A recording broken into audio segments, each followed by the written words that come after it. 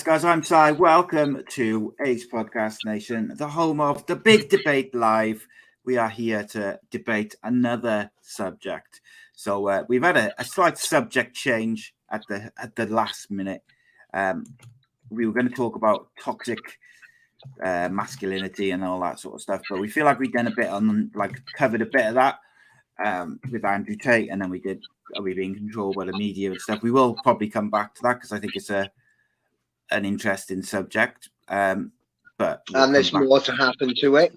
Yeah, I think it's just coming back. We'll come back to it at a later date, maybe. But we're going to talk about a generation raised by the internet. Smartphones, are they a good thing or a bad thing? So we talked a little bit in series 1 about, we did one on social media, but specifically looking at sort of smartphones. But also I titled it A Generation Raised by the Internet, because I think we can, obviously I'm a father of 3 teenagers, you got 2 younger kids, and then obviously we're from a generation before, we grew up without the internet and without mobile phones. So I think we can give a good kind of look at both sides or all sides of it. So yeah, I think it's got an interesting one. We'll have a little chat. If you're watching live, get involved in the live chat. Obviously, you can watch these shows live on Patreon, patreon.com/AcePodcastNation. And you get all sorts of rewards and exclusive content, stuff like that. And if you're watching on the YouTube channel, drop your opinion in the comments, spread the word, make some shorts and stuff of the clips. Clip us out, make us look bad. Would not be easy. Would not be hard, should I say? Sorry, because we've talked about all sorts of controversial subjects, and like we discussed last week, it's so easy to clip stuff out of context. And oh yeah, perfect soundbite material. Indeed, mate.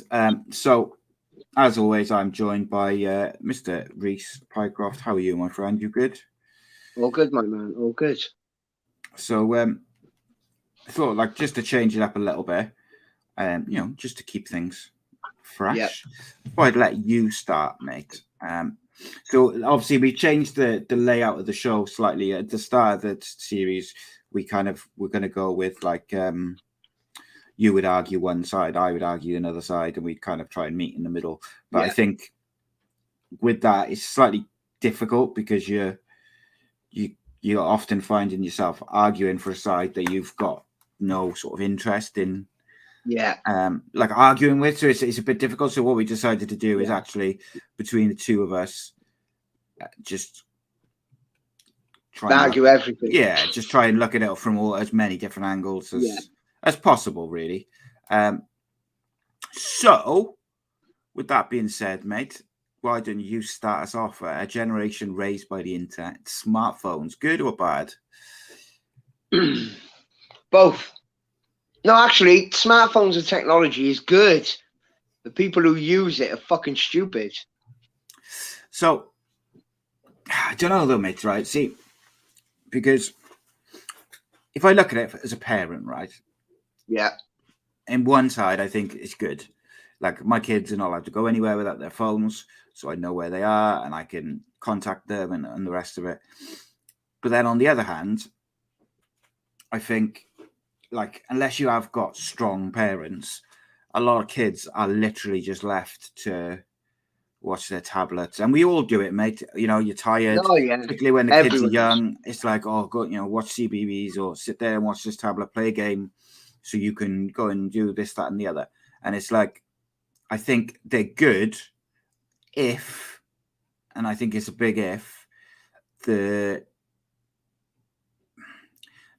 you got strong parents and parents who are quite kind of adamant in how they want to raise their kids. And I think we see that, mate, with the way teenagers generally behave, young people generally behave now compared to how they behaved when we were growing up.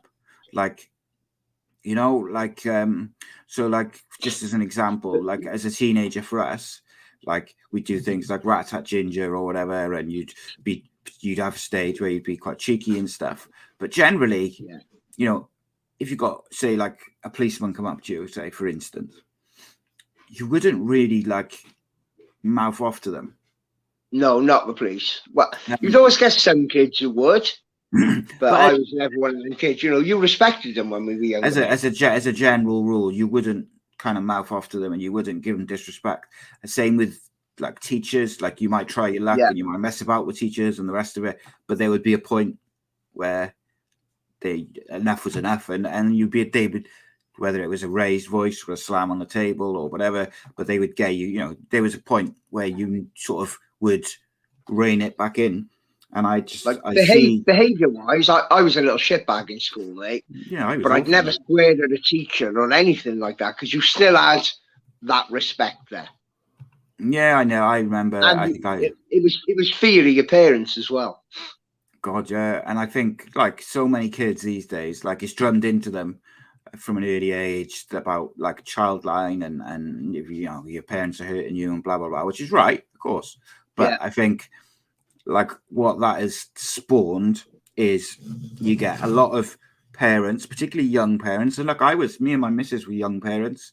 My missus was 19 when she had my oldest, and I was 23. So like we were quite young parents, but we both worked. We were very determined not to just become statistics of like, you know, splitting up, her becoming a single mum and all the rest of it. We were very, very early on. We were very focused on that's not going to happen. We're not going to be that. And look, I'm not slagging off single mothers, and I'm not slagging off people. No. Who are the civics. I think we're the last generation of that way of thinking, mate. To be honest. Yeah, well, this is it, isn't it? Unfortunately, now, like I see it, like I've said before, like I'm lucky that my three boys are good. On the whole, you know, they have their moments, and like the older one's got ADHD, and the younger one I think has probably got it as well. But like, so they have issues. But like when it comes down to their morals and push comes to shove, they do the right things. But I see kids, they got no respect for teachers. They got no respect for, you know, they don't care if their parents find out. And that a lot of the time, that's because their parents don't really care. They don't want the hassle of having to deal with their kids being in trouble in school. So instead of, they don't want to take their phone off them, and they don't want to ban them from watching TV or going out, because that means they've got to deal with them. And unfortunately, it's become this thing where I just think we've got a generation of young people, and it's not everyone, of course, it's not everyone, but there is a generation of young people who have been raised on the internet and social media and smartphones, and they're accessing and viewing films, videos, clips, conversations, whatever, that they shouldn't be accessing, they shouldn't be aware of at such a young age. Like we found out about things that we weren't supposed to do, generally from like older brothers, older sisters, you know, older kids, you know, and then you go and ask your parents or whatever about what's this, what's that.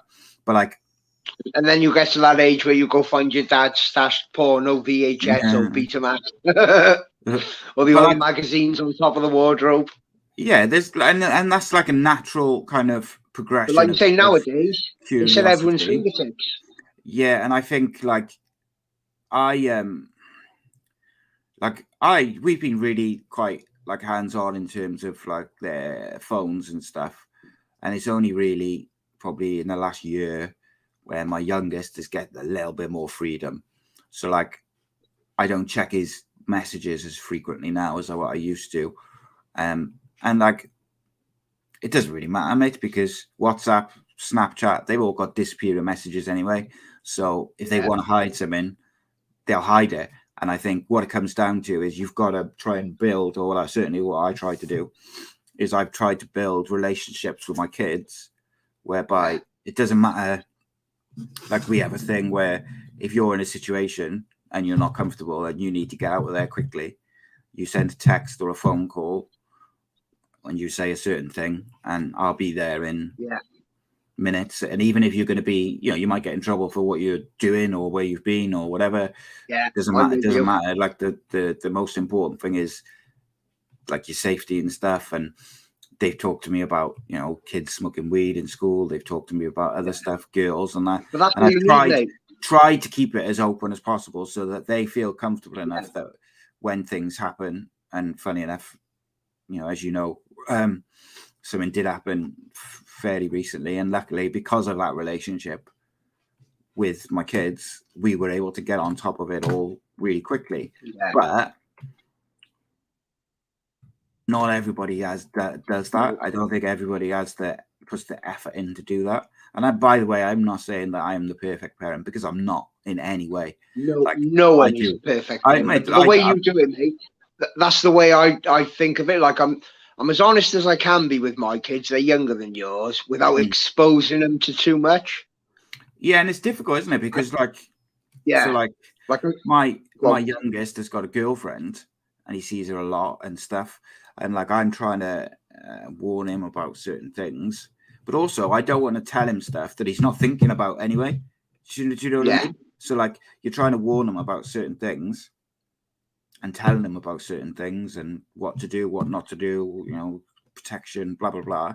But you're also you don't want to put ideas in their head. So if they're not thinking in that way, you don't want to put it into their head or, maybe I should be doing that.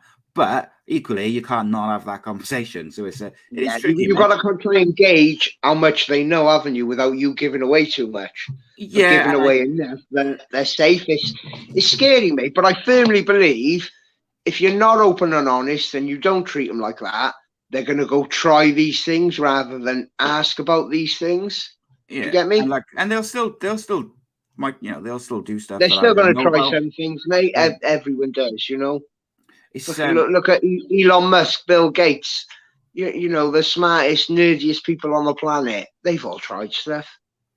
It's just a case of trying to manage it, isn't it? And I think so. To me, like I think smartphones and the internet, but smartphones, I think they've almost spoilt childhoods. Like I feel like if there was no such thing as smartphones, parents would spend more time with their kids. And unfortunately, right? Do you think that though is the fault of the smartphone? The younger generation, I think it's a combination of things, isn't it? Like if you were our generation who's allowed it to happen. It's a combination of things, isn't it? Because technology has moved on and has come in, and that's just the way that's just happened.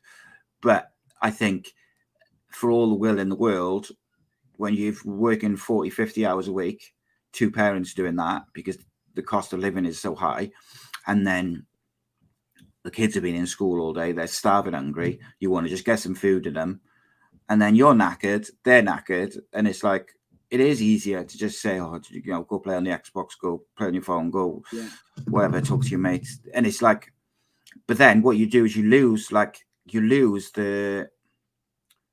So one thing which I hate about like my life or the way our situation is, we don't sit down and eat a lot of meals together. Like we do, but not like a takeaway or something on like a Friday or a Saturday and stuff like that. But like Monday to Thursday, because of football, because of this, that, and the other podcasts, whatever, we don't sit and just chat about the day, because everyone's always got to go somewhere or do something. And then one of them will be on their phone because they're texting a girlfriend or whatever. And it's like, that's when those conversations as a group is when you learn stuff, because one sibling might say, "Oh, so your brother did this, or your brother did that today," and then like you learn little things about the day, but also encourages them to have that open conversation. But I agree with you. You can't just blame it on smartphone. You have to blame that, and the people who've been now raised on doing that, like being had on a phone or a screen or whatever, shoved in front of them to keep them quiet for whatever reason, good and bad, is they're the ones who are having kids now. So the knock-on effect of it is what started off as like I'm tired, I need to make tea, and I need to put some washing on, and I need to do the housework. Started off with that, like go watch CBeebies. Then the kind of next generation of kids is like, oh, I don't want to deal with you've been in trouble at school. I don't want to deal with homework. I want to deal with this. Just go and watch something whatever. I'm going to sit and watch my programs. And it's like almost like the parents are using the smartphones to occupy the kids so they can go on their smartphones. Whereas I feel like our generation was like, watch CBeebies or watch TV or go on the phone or whatever to the kids at the end of like a long day. But it was to do what needed to be done. So it was to do like housework and stuff. Whereas now, I saw a clip the other day of this woman saying that she basically compared doing housework and looking after the kids. And so she said if her partner worked and she was like a stay-at-home mum, she didn't see why she should have to do like she shouldn't, not she should have to do it, but she didn't see why she should do housework and when the kids are in school and all that, because that's the equivalent of slavery. And I was like, what?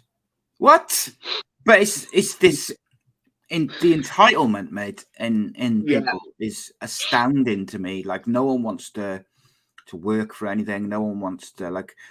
We were just brought up on this kind of thing of if you want something, you work hard to get it. If you want to buy something, you save your money, and then you can afford it. But now everything's instant. And that to me starts with smartphones. And I say all that and I'm moaning about smartphones, but like I can't imagine, say, my 13-year-old, for instance, 14-year-old now. I can't imagine him going out at like 9 o'clock in the morning on a school holiday or a weekend and then coming back when it's dark at tea time. It would drive me nuts, man. It would drive me insane. I would be stressing. I stress if he's like half an hour late or if he's not where he's supposed to meet me, and I get all stressed and blah, blah, blah. And like, 99% of the time is because he's talking to his mates or he's lost track of time or his phone's died or, all just nothing reasons. Yeah. But like you go out of your mind with stress. Whereas we used to go out on school holidays and you just go and play football and mob and all this like all day until it was dark, and then sometimes your parents would come up to the field and get you and be like, get in, it's tea time, you're supposed to be home. But like it's so there's benefit, don't get me wrong, there's benefits to smartphones and like the internet, and you can run a business off your phone and the rest of it, like we're doing but that. like the worrying about your kids and that, I totally get it, mate. I've got it all to come. But when we were younger, it was a safer world. Unfortunately, that's fact, isn't it? Yeah, it was. But was it, though? Because there was, like, I had this conversation with someone the other day. So, like, paedophiles just haven't appeared, for instance. Oh, no, they've always been there. They would just, I think the only difference now is that they can find like-minded people through smartphones and through internet. I think technology has made more of them come out and progress. Do you get me? Well, because they've got more comfortable, don't they? Instant access to any photos they want. And then their next stage is they're going to move on to, actual people. Yeah, and I think like is it that you add in like porn to the smartphone thing, I think as well, like the access to porn. And look, this is another interesting thing which I've kind of been thinking about over the last couple of weeks. So, like, I got a wife. We've been together 20 years. Got 3 kids. Without going into too much detail, we're very, very happy together. We have a very enjoyable personal life, but we don't have a lot of time together with each other.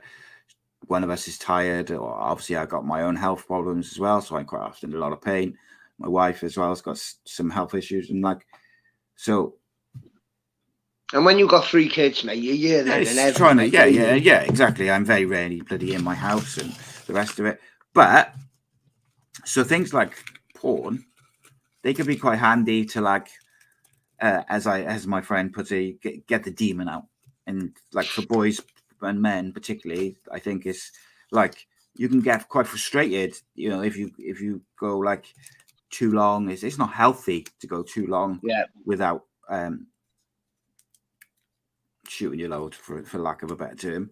So, like, but I think porn creates a false image of what sex is, and I think for teenagers and like the younger generation, younger people, if that's they're watching porn before they're having any sort of going through the stages of things that you do in school with different girls and stuff like that. And as you get older and whatever, like there was different sort of stages and levels, wasn't there?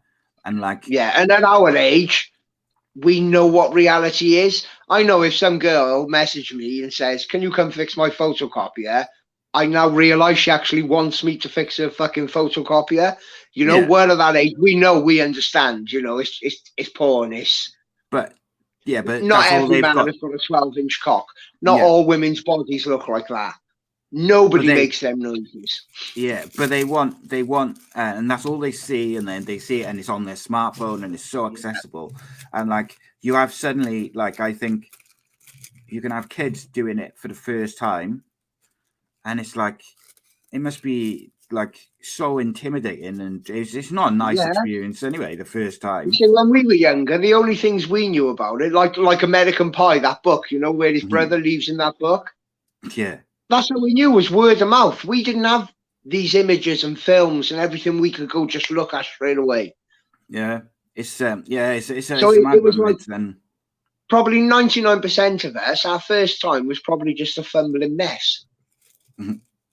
Yeah, it is though, mate. And I think the problem is kids are watching that or able to watch that before they are able to figure it out. Yeah, to figure it out, to deal with their own emotions and things like frustration and upset and feeling different when you're exhausted and you're hungry and just all these little different things that you, as you get older, you deal with. But like they don't have that. And if you've got parents who just literally leave you to it and you just go on your smartphone and you've got no adult checks and you've got no things on your phone stopping access to certain things, like that can seriously warp your view of how to treat people, not just in terms of relationships, but just generally how you treat people. Like, so for instance, like the first 15 I ever watched was Dirty Dancing, and I was like 13 or something. But like, it's clear to me now, like at the time I thought, oh, that's mad. My dad's like, I was ill and my dad had let me get a 15 from the video shop. I didn't understand at the time that he had picked a harmless 15, which wouldn't even be a 15 in this day and age. But like, so he was giving me treating me like I was older and that bit of freedom, but actually was being responsible with it at the same time. Yeah.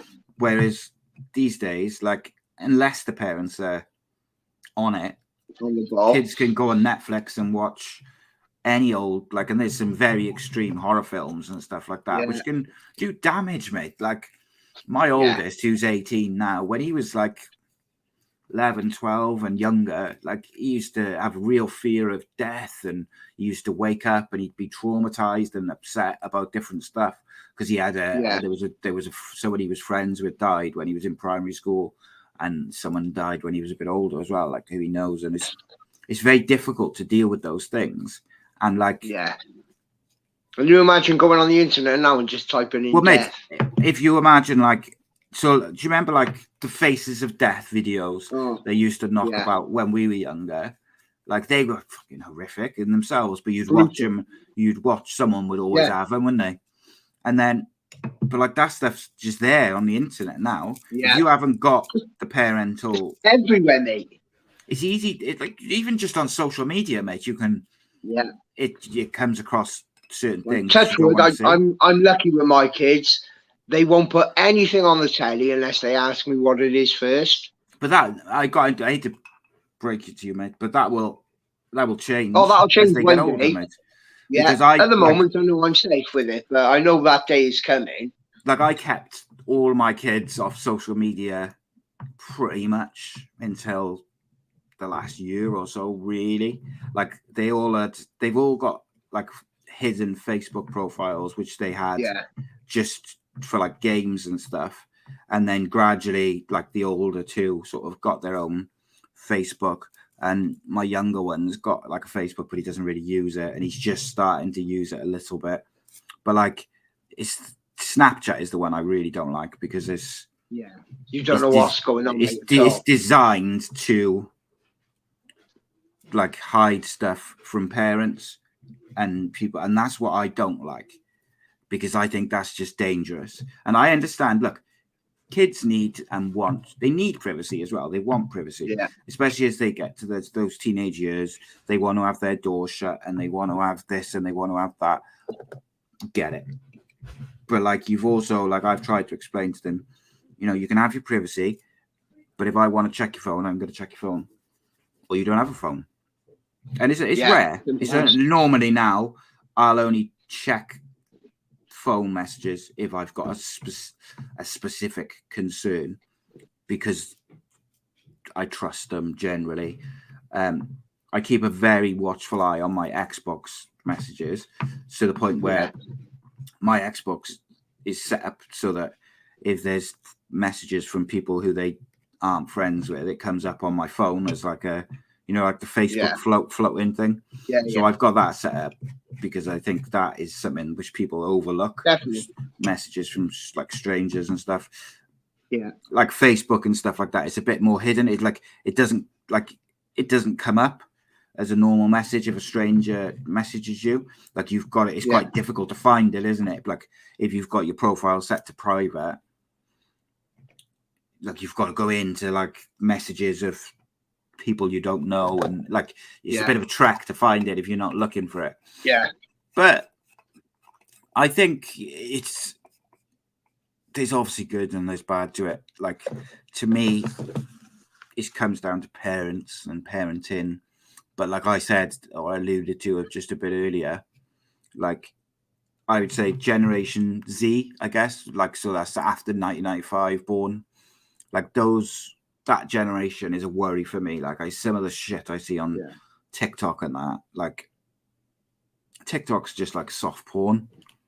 And like, I just it's so problematic for me. And look, I'm sure if I was a teenage boy, I would bloody love it. But I'm looking at it, and not just as a father, but as an adult, but also as someone who's grown up not having a phone. And like, being a kid when we were younger was so much fun, mate. So much fun. And my kids, like, they've had a great upbringing. They're not wanted for anything, and they've you know, all the rest of it. But also, they've missed out on so much of the fun stuff that we used to do, because either A, they're just not interested in it because it seems lame, or it seems, why would I want to do that when I can play it on my phone, or I can do this? And it's like, you really, when they're young and they want to do that stuff, and they want to go out and they want to play and they want to go to the beach and skim rocks and all the rest of it, do it as much as you can and cling on to it as much as you can. Is because hopefully then, as they get older, and like, to be fair, like, my oldest, he'd rather go out and do something than he would sit at home on his Xbox. He gets a bit stir crazy. Like, he'd rather go and do things. I think the middle one is the same for the younger one, who is kind of more like banging that sort of age group of, like, he's in year 9 and he's sort of, everything's about his phone and his friends, and it's hard, mate. It's really hard, because part of me thinks, I wish they didn't have phones, because then they'd have to entertain themselves, and when you can do all the things that we used to do. But the fact is, they wouldn't, because parents, and I include myself in this, are so scared of what's out in the world. And this is the weird thing, right? We're all scared of what's out in the world, but a lot of people, parents, don't seem to be as scared about what's out on the internet. Yeah. And With you there, totally, mate. it's like, that's mad to me, that is, because the likelihood of your child just randomly bumping into like a I don't know, a paedophile or whatever, it's slim, isn't it? Like, I know we say like they're everywhere, and they are. You know, there's too many of them. Let's be honest. Yeah. They all deserve to be shot, but like there's much more damage. There's much more likelihood of them being contacted by a stranger on the internet. There's much more likelihood of them finding something not suitable, or that might upset them, or that might set them along, give them the wrong idea about things on the internet. So does that mean smartphones are dangerous? Are they a good thing or a bad thing? Yes and no. It's down to the parent as well, mate. So what's the ideal, mate? Is the ideal that there's no mobile phones? Is the ideal that there's no smartphones, but there is mobile phones, so you can text and you can phone, but that's it? And they would be much better. I'd be happy for my kids to have phones like that, mate. Yeah, like play Snake on, and yeah, they can text their friends, they can phone their friends, but they haven't got all these disappearing messages and the rest of it. Yeah, and just got like a basic GPS, so you can, if you need to find where they are, you can find them. Yeah, I think that's the perfect world, isn't it? But the world does. We sound like two old men, I get, like, and the world moves on, doesn't it? But yeah, I think it's a scary world. But I also don't want my kids to like live in fear of what's out there and what can, like, oh, I don't want to go out in case this happens, or I see a gang of kids, or I see this and that. Yeah, and like, because I think that's a terrible, terrible way to live. Yeah. And like, I had a conversation with a friend of mine the other day. Like, it's up to us as parents and teachers and coaches and whatever it's for us to take the pressure of the nerves, the stress, the worry, the emotion and that of worrying what's out there. That's up to us to take. Let them just go and do their thing, enjoy what they're doing, and kind of go that side of things. But yeah, it's not always as easy as that, I guess. Nope. It's a weird one though, mate. Today it's a strange one. Like, technology does help us. You've got to be honest, mate. Like you say, with jobs, work, keeping in touch with people. There's so many benefits to it, but the downside is it's easy for evil to manipulate. Yeah, and I think I just worry that it's breeding a generation of. So how can I put this? So look, on one side, it's breeding a generation of kids who were able to make millions before they're even 20. If they're very clever and astute at utilizing the internet and things like that. Not just with social media, but also with like creating things, creating apps, technology. Like, there's all sorts of things which can benefit, but there's also the other side of it. And I think, like, unfortunately, I do think there's a fairly high percentage of young, I don't want to say just young parents, I'll say parents, but young parents that aren't putting the effort required into raising their kids. And then, like I said, with us, when my kids were little and stuff, and I'd say put CBeebies on or give them a tablet or a phone, play on my phone for a minute while I go and sometimes, look, man, I'm not building myself up. Like, sometimes it was so I could go and have a cigarette. Sometimes it was so I could go and cook food or whatever. But I wonder whether that has had a knock-on effect, so that the generation of kids that are my kids' age now, so touch wood, my kids seem to be going in the right direction, university and the rest of it, and building lives for themselves. There's also other kids who have literally their age, who have just been brought up on internet and social media and out till God knows when. Their parents don't know where they are, don't know what they're doing. They're doing drugs, carrying knives, whatever, and they've got no interest in like building a life for themselves and stuff like that. And look, it's not just social media. I think there's a part of it is also like I spoke to someone the other day, like a young kid who's like 14, 15. And I was like, oh, so what GCSEs are you doing or whatever? And he was like, I'm doing this, and this. I said, oh, do you want to do something in that field? And he, no. It's like, all right, so you just enjoy the subjects? And he was like, no, I just thought they'd be the easiest. And I said, so what would you like to do, like as you go out of school and that? Do you want to go to college, get a job, whatever? And he was like, oh, I don't know, I'll probably just like get a girlfriend and have a baby and just get a house and stuff. And I was like, fucking hell. Like I was so after I had my accident and I left where we used to work, I was mortified, mate, right, that I had to go onto benefits. And like my missus has worked all the way through and stuff. So I had a point where for about, I'd say about 8 months after I left work because of my health, and I was like, obviously at that point I was using like a wheelchair and stuff, and I left work, and we had about 8 months where we lived just on my wife's wage because I refused to claim like the benefits that I was sort of would have been eligible for at that time. And like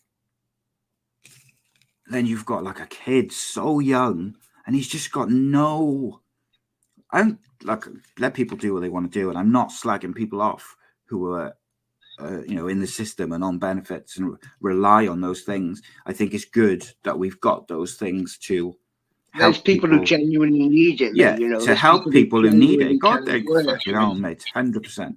But we know that better than anyone. Oh, 100%, mate. But then the people who just rinse the benefits mate, I find it sad that someone so young has just got no dreams or aspirations, like because they know that they can go a certain route and get a free house and the rest of it. And I'm just like mortified by that because I just thought, Jesus Christ, man, there's so like the world's an exciting place. Like the opportunities for young people now, like when we were in school, it was if you fail your GCSEs, your life is over. You are screwed. And like it's funny because a lot of the people who failed their GCSEs or were dyslexic or had ADHD, or the people who were basically just chucked in the bottom set and just like, you're a remedial whatever, you're not fit to go in the mainstream system of schooling because you'll drag everyone else down. They're the ones who've got their own businesses in trades and are doing really well for themselves. They got houses and multiple cars and all the rest of it, like because they went and found something that suited them.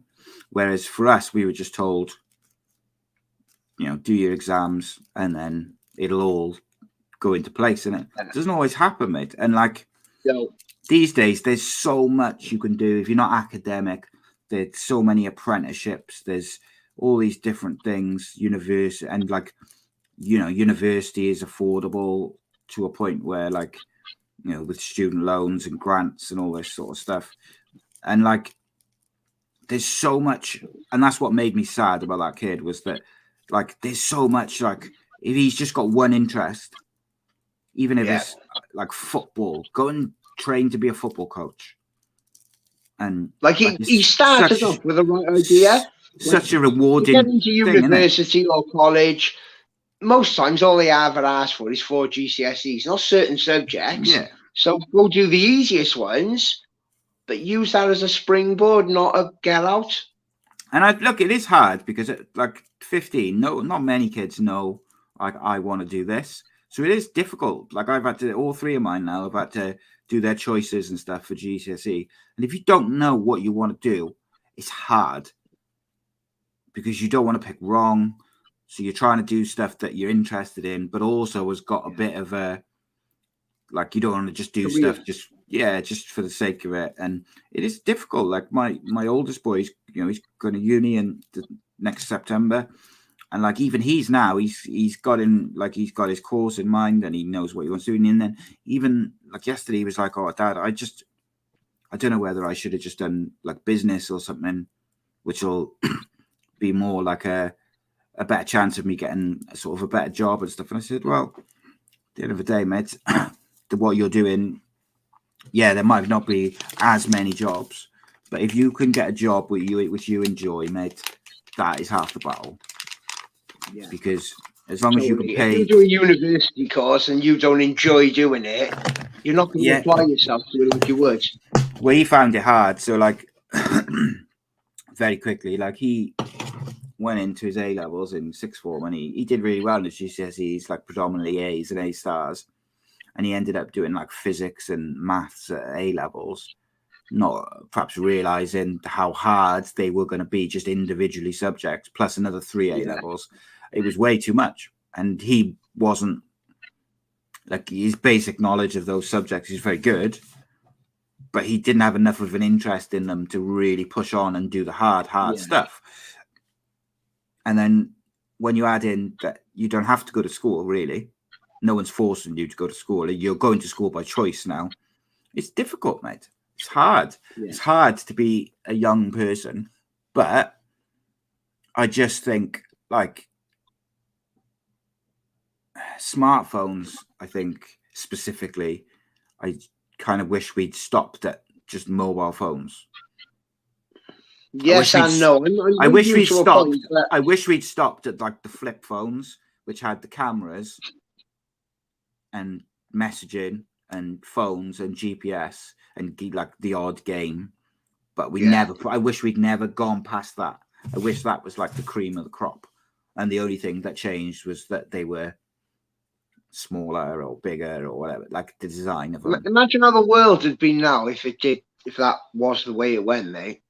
Oh, mate, you think it'd be a better or a worse place? I think the world would be a phenomenally better place if there was no social media. Really? Specifically social media. Fucking hell, mate, yeah. Like, I think I agree with you, actually, mate, saying it. Mate, yeah. I see some of the shit I see on social media and like young people and some of the shit I see them saying, and I just think sometimes I look at them, I think I don't even think they believe it, but they've just seen so many videos and people talking shit. They're just repeating it, and they think it's the right thing to say. And I think, unfortunately, this takes me back. Sorry, mate. It takes me back to the social media, internet, and smartphones. Right? It's now people base their opinions. Young people are basing their opinions on the information that they can get. Right? And like I said to my son the other day, you have literally got all the information, literally, that's ever been to humankind at the tip of your fingertips. Yet you're watching TikTok.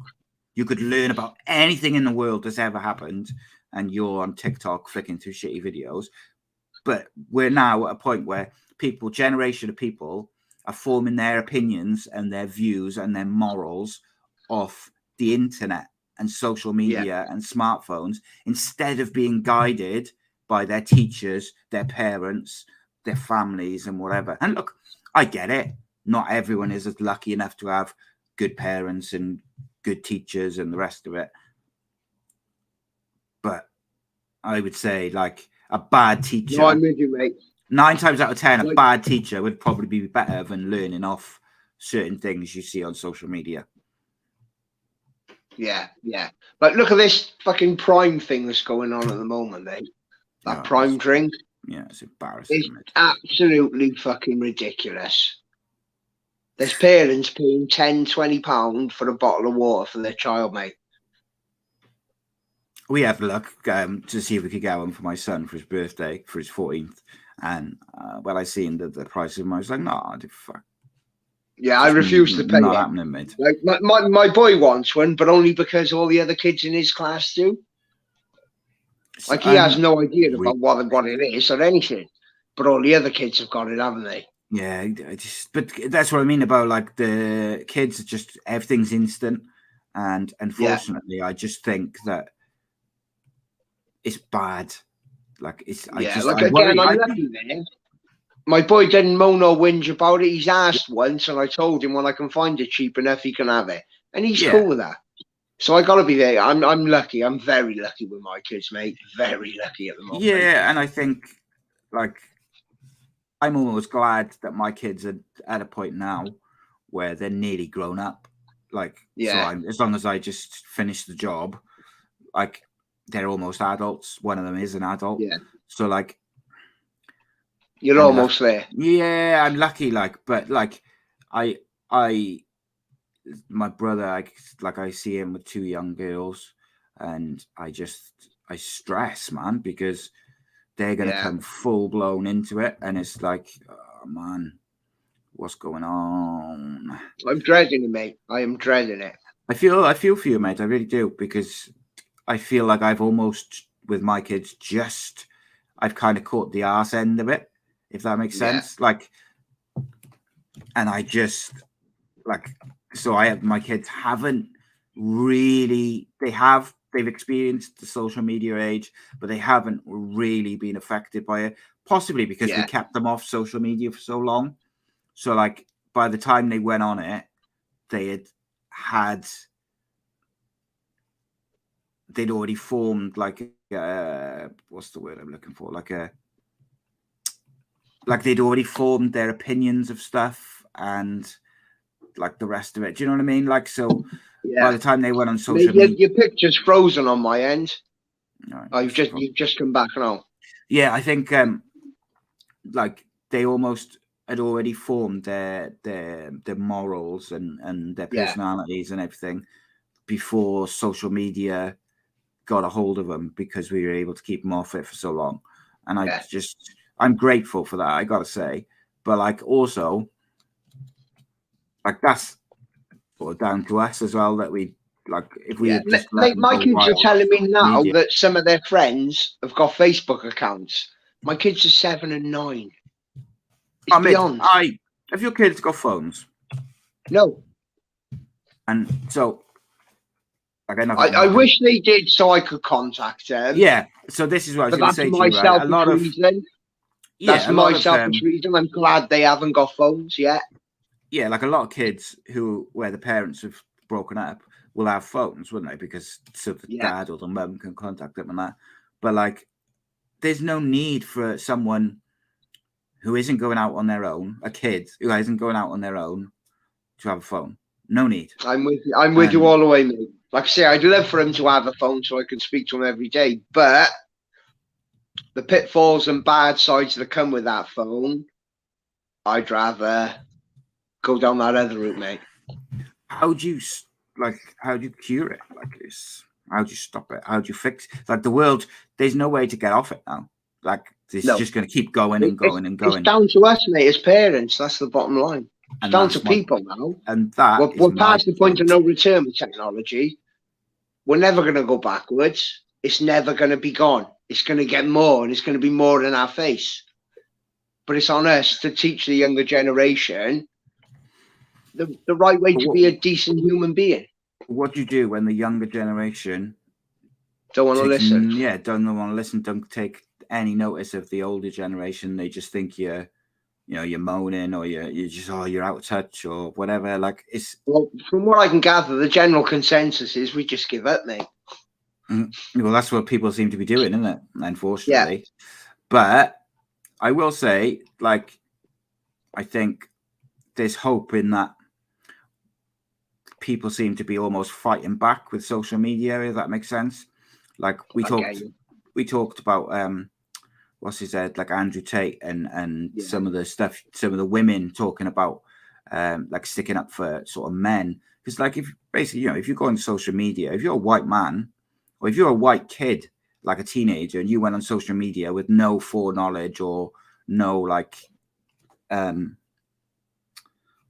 don't know, like education from just a general point of view, you'd go on there, and if you're a white kid, you'd think, fucking hell, everyone hates me. Like, I'm like literally like public enemy number one. Yeah.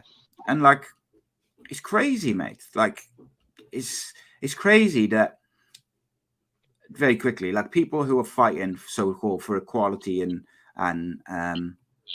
to stop oppression and all these different things, racism and stuff like that, will then in the same sentence generalize about a whole race of and gender of people, saying how they're rapists and they're this and they're that and all these different things you get labeled with just because of the color of your skin and your gender. It's mental to me, mate. But this is why I can't. This is why I can't handle social media, because I can't handle the hypocrisy of it. Like in one sentence, you'll have someone who, we won't gender them because you're not allowed to do that, but like there'll be a person who will say, I'm against equality. I'm all for equality. I'm against this and I'm against that. But men, they shouldn't be allowed to do this, and they shouldn't be allowed to say that, and they shouldn't be allowed to do that. And if you're a white cis man, then you know you're a predator, and you're there. And it's like fucking hell. Like I'm 41. I'm 41, mate. Right? I'm 41, and I've been with my missus 20 years. Never even remotely like raised my hand to her or any of my kids. And you've got people like that who'll just label all people, and it's like fucking hell. Like, oh mate, does my nut in. Like, and this is why smartphone. This is why I stand by smartphones are a bad thing. They're dangerous because kids have. So I can process that and understand that these idiots who are saying all that shit. Like, if you had sat down and had a conversation with them, and you said, listen, but I'm not any of those things. I haven't done any of those things. So why should I be labeled like that? They'd say, oh, yeah, but I'm just generalizing. I'm not. And it's like, yeah, but you're saying the exact thing that you're supposedly trying to stop. So it's like you're contradicting yourself, and you can. No, I know, mate. It drives me crazy. But if you're a young kid, you don't understand that. And then that builds things like homophobia. If you're a young kid, you've got your parent telling you one thing, and then you've got hundreds of people on the internet telling you another thing. Yeah. You're going to sway towards the hundreds of people, mate. And you go towards the peers, the people of their own age. You go towards your heroes. You go towards, and unfortunately now people look up to people on social media. Like before, you used to be famous because you were good at something, or you were a hero, or all different things. There was a reason for it. Now, totally, mate. You're basically famous because enough people have watched your shit, and that's like dangerous in itself. But yeah, it is what it is, mate. It's crazy, mate. Depressing. But I still think it's good and it's bad. But which one outweighs the other? I know. But if you had to write it all down and do a list of all the good and bad, which would outweigh which one? I stand by what I said just now, is that I would prefer if smartphones hadn't developed, mobile phones hadn't developed into smartphones. I stand by that. I think that would have been the best for society, the best for the kids. I think the world would probably... No, actually, the world might not be a better place, but people would be better. The generations. Yeah. And also, mate, I include parents in that, because I feel like there's a big chunk of parents who are missing out on spending time with their children because they're able to basically not like palm them off almost. And I just think that's sad. And when they get lost on the phones themselves or whatever they're doing, time disappears. Oh God, yeah. But they're designed for it. Like, we're all guilty of it. Like, there's been weekends where I've had my kids and I've had so much to do. We haven't done much, and at the end of the weekend, I'm so guilty, mate. Yeah, but it's like it's a generation of. And then you'll just tell yourself, oh, but yeah, it's life, But no, it's not a good enough excuse. Yeah, I completely agree with you, mate. It's one of them things as well with like social media, phones, etc. It's like they're all designed to shorten your attention span for the individual videos and stuff. So they're getting shorter, but it's so you flick through and you stay on there longer. And then like you get to a point now where you don't want to watch something longer, you know, like a full podcast or something. All you want to do is scroll through. But why? Let me ask What you are a we question, looking mate. for? Have you ever done this? Have you ever watched like a short of like a film or something, and or a TV show or something, and you've thought, that looks quite good. Searched it then on like Netflix or whatever, but instead of watching the whole film, you just watched the last 20 minutes. Have you ever done that? No, I haven't. I gotta be honest. I do that all the time. If I see a short or something, I'll watch the whole film. I do it all the time, mate. Watch like the last 20 minutes of a film. Normally ones which I have seen before, but like years ago, and I come across like a clip or something. But I can't be bothered to watch the whole thing. Or like how many times do I end up, like I'll be doing something for podcast or whatever, having a cigarette on my phone and that, and then I'll end up like starting to watch, or I'll be doing the dishes or whatever, and I'll be watching something on my phone, like on Netflix or whatever, while I'm doing stuff. And it's like, and then like a couple of hours later, I'll be like, I could have watched that with my missus. Yeah. But because the phone is there and it just takes your attention. Convenient. Yeah. I feel like we just literally just moaned for an hour today, but there we go. We're at that age, mate. We're allowed to. Yeah. We've earned that privilege. That's it, mate. We'll be back next week. Obviously, if you watch live, there's we're live every Monday doing these, and then on the main channel, they're kind of like way behind. So last week's episode was episode number 4, which was why are there not more openly gay footballers, which was quite an interesting show. Next week will be number 5. So there's, but yeah, we got all sorts of subjects. Join us if you think there's a subject you'd like to see us talk about on the Big Debate Live. Then we are always open to suggestions and stuff like that. So please do. Give us something juicy. Send them in. We haven't skirted any subjects really. We'll talk about anything. Indeed. I'm just trying to look now. What was episode number 5? So next week on the main channel is the assisted end of life one. That was one of the better ones, actually. I thought that was a really good one. Actually, it's not even next week. That is pretty much this week. What day are we? It's Monday, so it'll be probably Wednesday.